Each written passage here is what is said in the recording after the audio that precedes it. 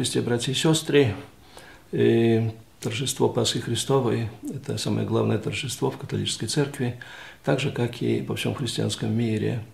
И накануне этого праздника хотелось бы немножко остановиться на событиях, которые происходят в католической церкви Беларуси, которые нас ожидают. Это прежде всего мы вместе со Вселенской Церковью празднуем юбилейный год Божьего милосердия. Программа этого года была утверждена конференцией епископов Беларуси, и она состоит из мероприятий, которые проводятся на общебелорусском уровне, на епархиальных уровнях и также на приходских уровнях. Также особое место в жизни нашей церкви занимает и встреча Папы Франциска и патриарха Московской и всей Руси Кирилла. Они встретились на Кубе, хотели бы, что они встретились в Беларуси или где-то поближе здесь, но так вышло, что на Кубе, может быть, и есть для этого свои основания, именно что Латинская Америка не виновата в разделах христианства.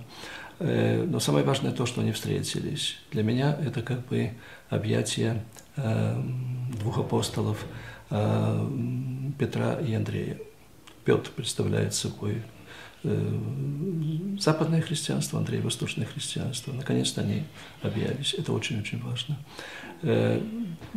Было подписано общее заявление, и оно очень важно. Важно как для решения нравственных вопросов, с которыми сегодня встречается христианство, так и многих социально-политических вопросов, с которыми встречается мир. Это прежде всего проблема преследования христиан, также проблема беженцев и тому подобное.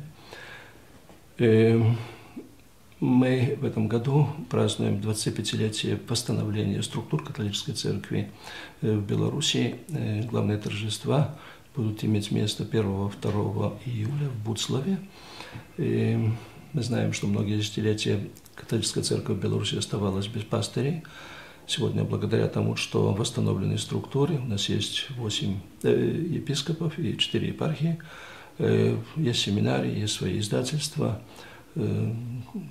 медиацентр, Католик Бай и много-много другое, то, что нужно для жизни церкви. Поэтому мы хотим поблагодарить Бога за это 25-летие. Это такой серебряный юбилей, который будет праздновать наша церковь в этом году. Также наша молодежь готовится к поездке в Краков на 31-й Всемирный день молодежи, на встречу с Папой Франциском. Примерно около 3000 молодых людей собирается поехать в Краков, папский город.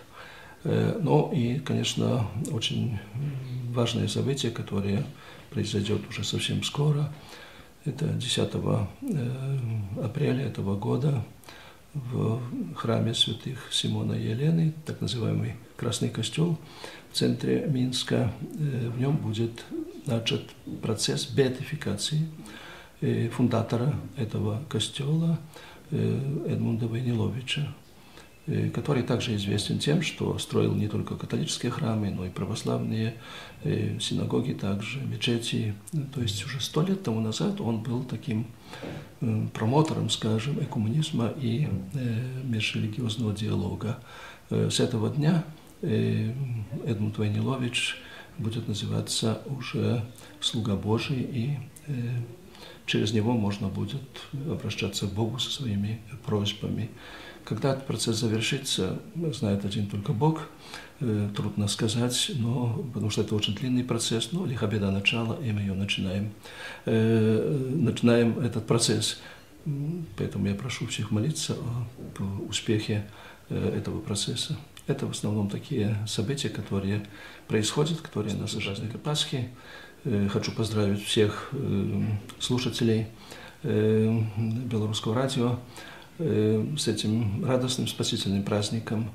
Наши взоры сегодня устремлены к пустому гробу Господа. Там не написано, что здесь похоронен Иисус, или Он был здесь похоронен. Там написаны слова из Евангелия. Кого вы ищете? Иисуса из Назарета? Его нет здесь, Он воскрес.